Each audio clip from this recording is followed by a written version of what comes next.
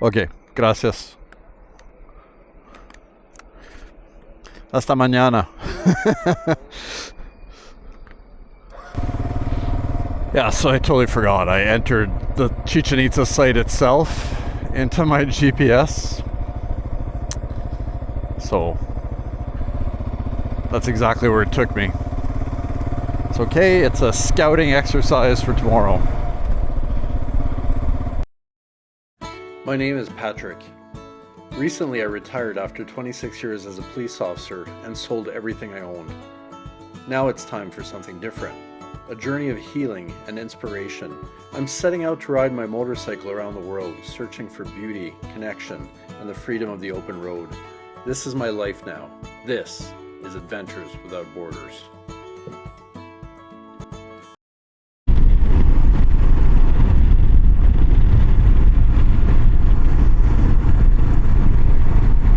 I just want to point out this contraption here. I hope you can see it.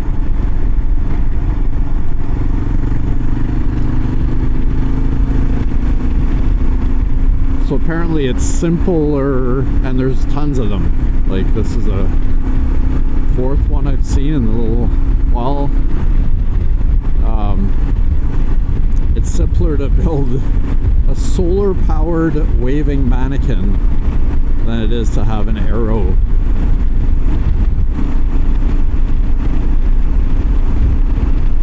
I mean, it gets your attention. The first time I saw it, I wasn't, from a distance anyway, I wasn't sure if it was a real person or not.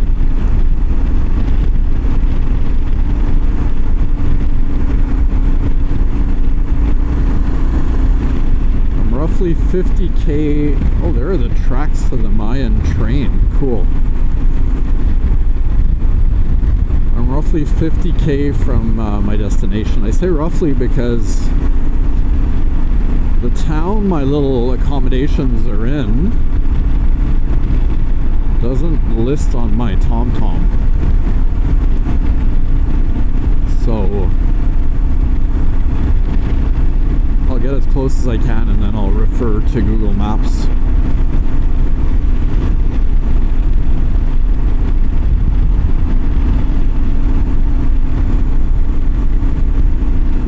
I'd love to see one of the actual trains going by.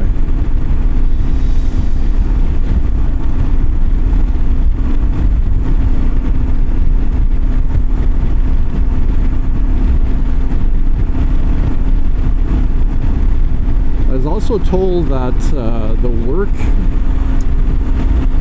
that was required to put the tracks in and the digging and the excavation, whatever, actually turned up a bunch of artifacts as well from the Mayan civilization.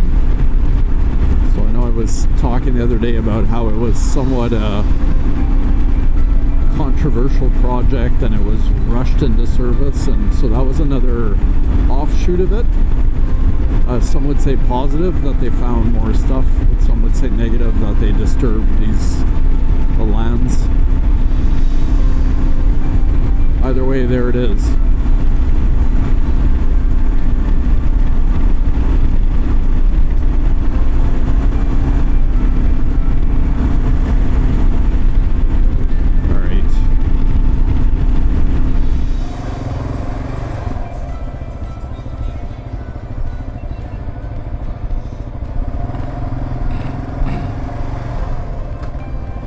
I'm in the village of Chichen Itza, which is kind of crazy to think, but here I am. I made it all the way down here.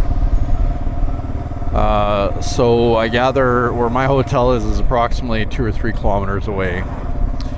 I guess it's not really a hotel I'm in, it's like a little bungalow type thing. I am getting a lot of looks and a lot of like thumbs up for the bike, I think, so. But I would assume there's a fair number of visitors who come through here. That looks good. Keep that in mind. Yeah, I would assume there's a fair number of visitors that come through here, but nonetheless, I'm okay with the friendly greetings.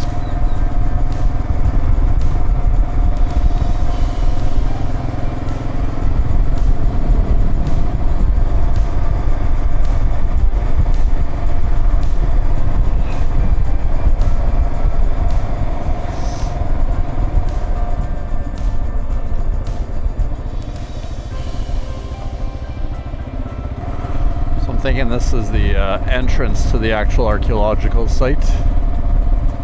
Yep.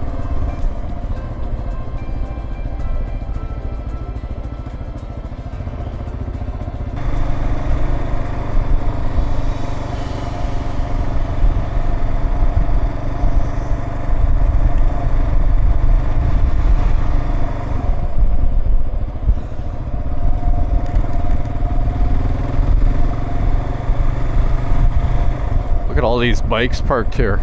Holy. It's just people who work here, maybe?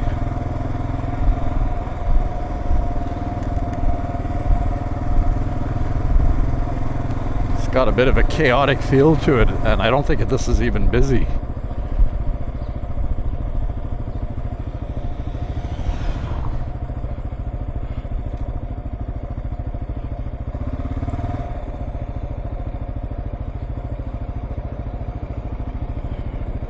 Hola. Toma 120. ¿Habla español? Sí, un poco, pero me busco mi hotel. ¿Cuál busca? Um, ¿Qué hotel busca? es un bungalow. No, es... Bungalow. Momento. Oh, it's because I got Chichen Itza in here, that's why.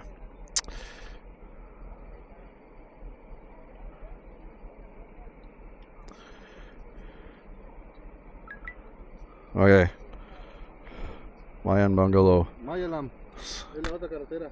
Okay, gracias. Hasta mañana.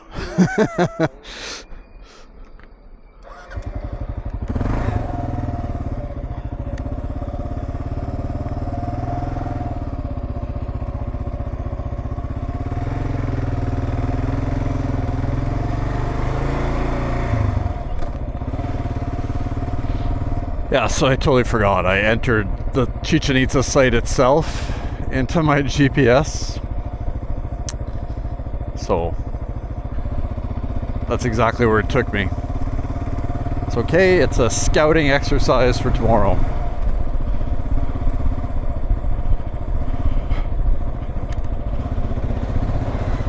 And it's stupid because I even said it out loud earlier that that's what I did, but let me do this properly with the phone here.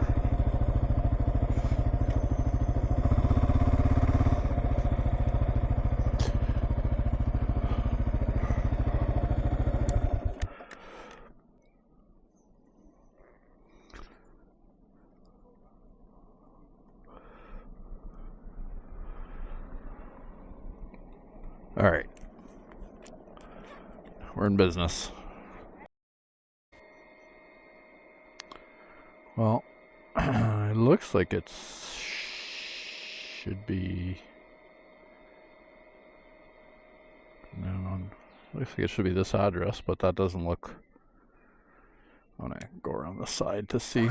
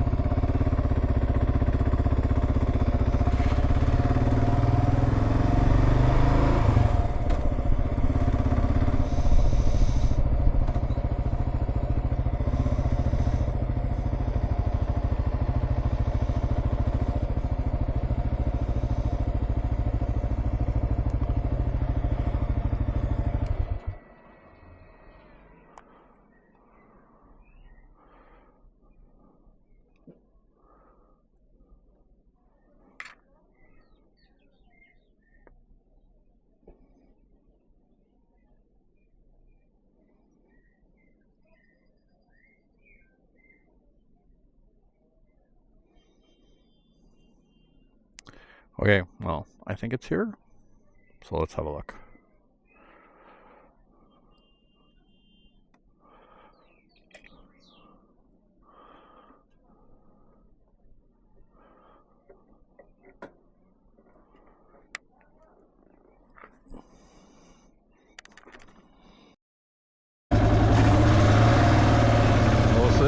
looks awesome. I just talked to the owner, Luis, and it's basically more of an Airbnb. It's got 2 little sort of bungalows in the back. So it's me, and then he says there's a Swiss couple here right now. How am I going to do this so I can get out?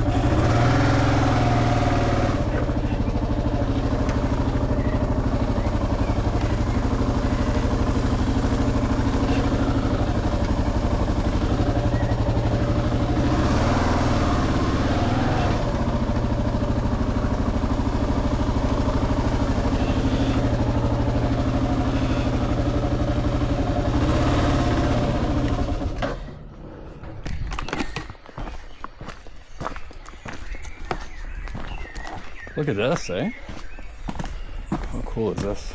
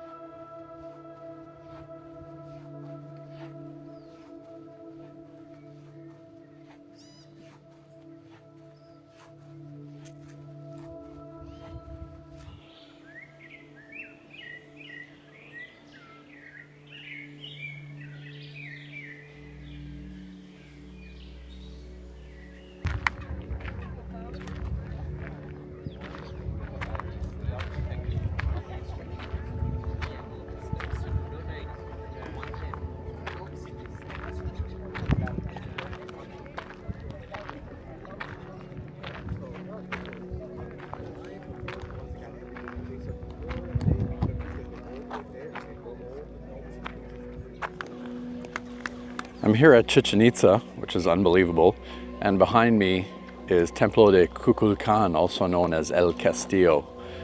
Now, El Castillo is probably the most famous of all the buildings here. It's used as a symbol throughout this part of Mexico for all the archaeological sites on signage. So El Castillo was built somewhere between the 8th and 12th century AD. It's got 365 stairs representing the 365 days of the solar calendar. And between both sides, on each side it has 9 levels. So for a total of 18, which represent the 18 months of the Mayan calendar. The amazing thing about this thing is that during both equinoxes in the year, it's lined up so that the sun produces a light show on it. And it's basically a series of triangles, which come from the edges of the pyramid, that mimic the movement of a snake as the sun moves throughout the day.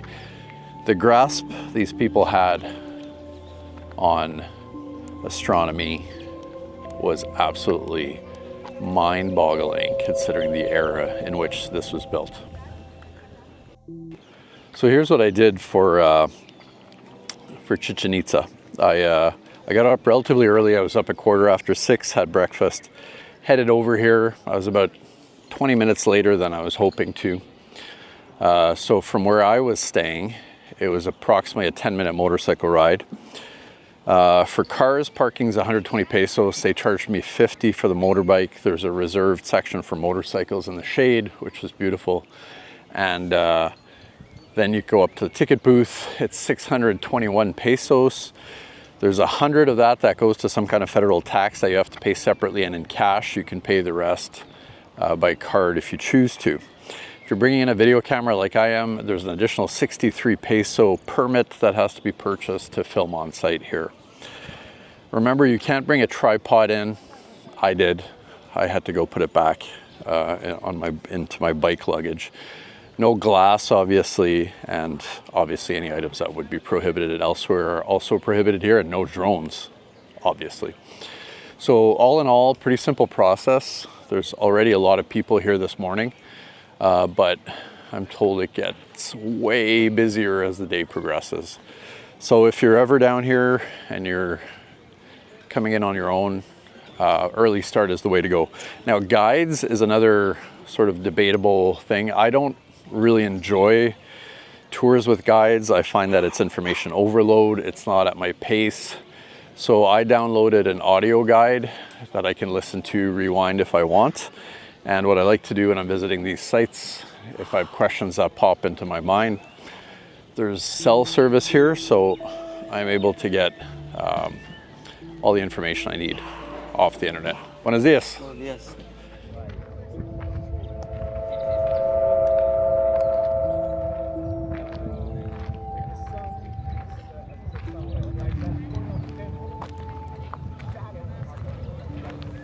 So obviously, with the in-depth knowledge that the Mayans had about astronomy, they had to gain that somehow. And behind me is actually the observatory where Mayan priests would record sunsets, sunrises, in hopes of better understanding how the whole system worked. And given the advances they had with calendars and such, clearly they had an amazing understanding of the universe, given the time in which they were existing. So there are a series of temples here that are dedicated to warriors, of course, including the one immediately, or right behind me, Templo de los Guerreras, or Guerreros, I should say, so Temple of the Warriors. So the interesting thing about this is the columns that you see in front of them, they actually continue all the way down there. So every column represents a soldier returning from battle, and they all have carvings or paintings on them depicting soldiers. Some of them are bringing back prisoners, some of them are bringing back treasure and things like that. The altar right in front is the sacrifice altar, which of course was an important part of Mayan life at the time. So the other interesting thing about this site is that a lot of these temples are either built over other temples. So Temple of the Warriors is built over a Totec, I believe, temple.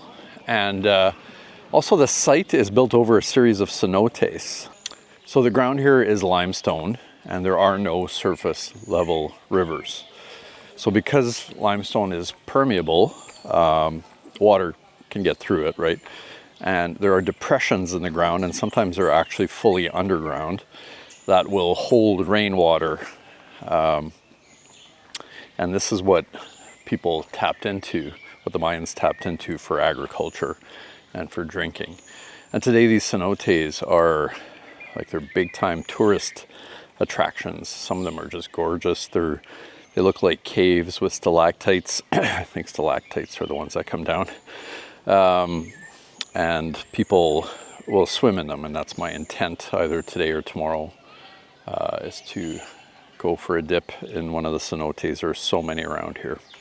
So they formed a big part, and they were very important to Mayan culture. The other interesting thing about Mayans is that they were sort of a decentralized civilization, meaning that all the different Mayan city-states didn't really share close ties or collaboration or anything.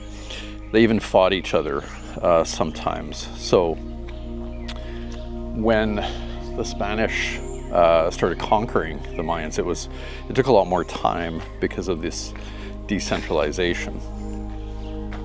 But by the same token, the Mayans didn't represent a united front against them either, so weren't able to mount the same defense as, let's say, the Aztecs were.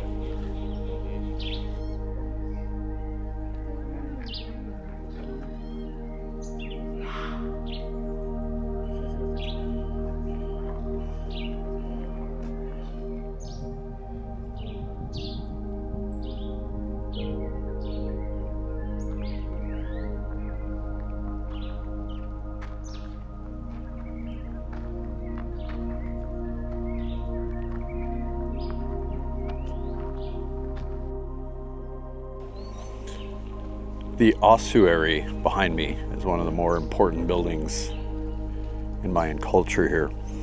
So this particular pyramid was built on top of an existing cave, much like some of the other buildings were built on top of cenotes. So they built a vertical shaft into the pyramid, which then connects to the 10-meter deep cave underneath it. And when they were doing excavations, when they discovered this place, they found human remains, bones, some art, or what you might call treasure as well, still in those caves.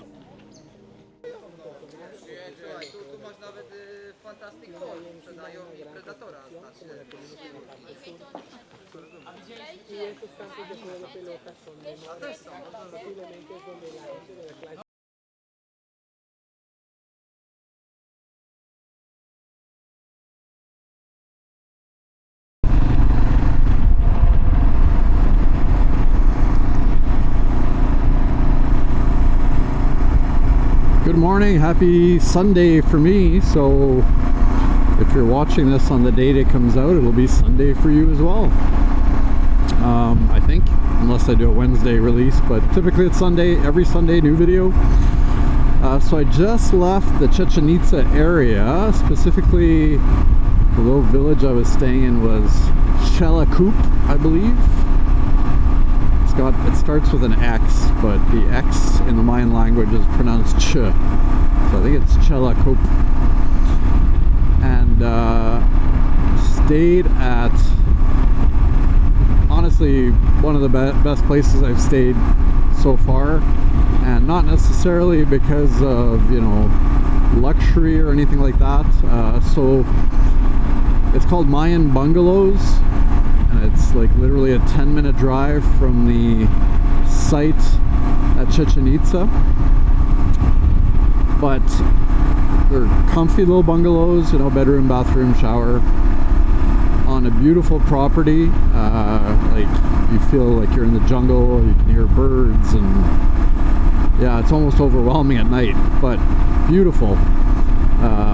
But the owner, Luis, is like such an outgoing guy, so generous.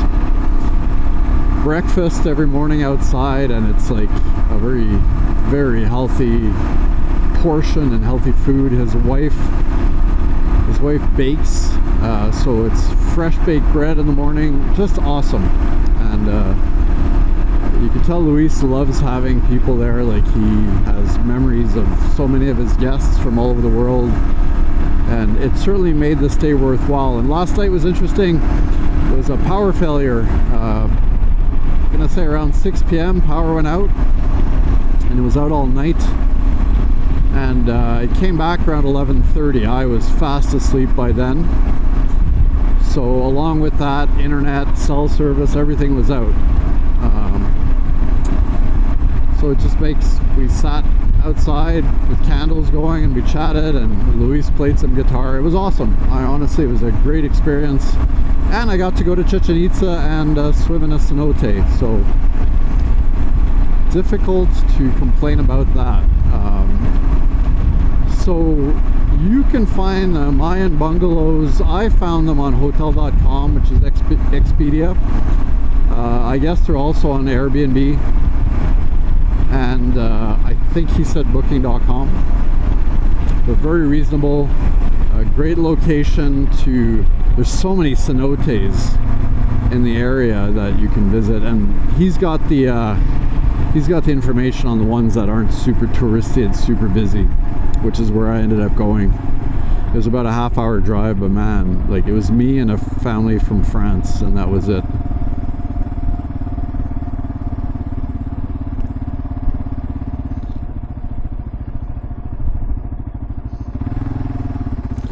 And anyway, it was awesome. And he'll give you all the info on Chichen Itza as well, in terms of when you should get there, where to park, and all that stuff. So it's nice having a little bit of that local info. It's like having an instant friend here. Anyway, so I'm very grateful to Luis for the time I spent at his place. And the first night there was a a mom and son visiting from Switzerland in the other bungalow next to mine, and was able to visit with them as well. And then last night he was supposed to get some people from Italy, but because of the power failure they ended up moving on to a few towns down the road, which is understandable. Okay, so what am I doing today? I'm on my way to Cancun, and I'm gonna stop in a city called Valladolid. I always get that mixed up. Valladolid. And then that's only about 30k from where I started, and I'll see about, for sure I'm gonna get something to drink there, but I'll see about maybe getting a snack. I wouldn't even be opposed to some fast food just for a quick lunch, but we'll see. And then I'm carrying on to Cancun.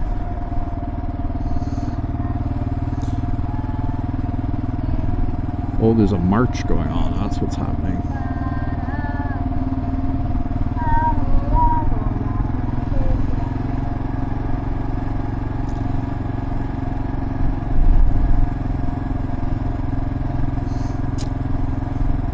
Some religious figure that they were parading down the street there. Interestingly enough, you know, you get this, I think there's a lot of belief that Mexico is all Catholic, but there are a few other denominations around. Yesterday I saw a Seventh-day Adventist church. There are evangelicals. There are Mormons down here.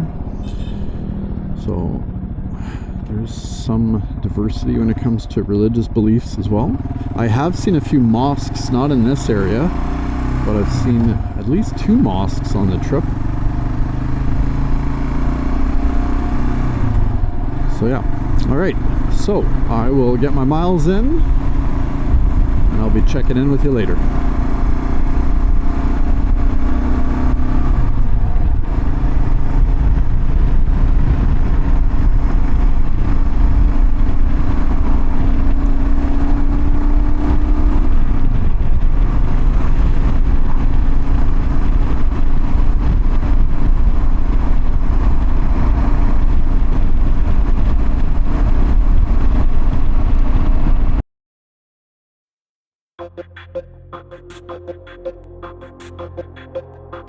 Hey, good morning. So it's Wednesday morning, and I made it to Cancun International Airport to grab my flight home. I'm super early. It's 10:30. The flight's at 1:10 p.m. So I've got lots of time. Grabbed myself a coffee here, and I'm just gonna sit down and do a little bit of work. So I've got approximately a 4.5 hour flight into Toronto, and I've got just over 4 hours there to wait for my flight home, which will be around 10 p.m. Toronto time.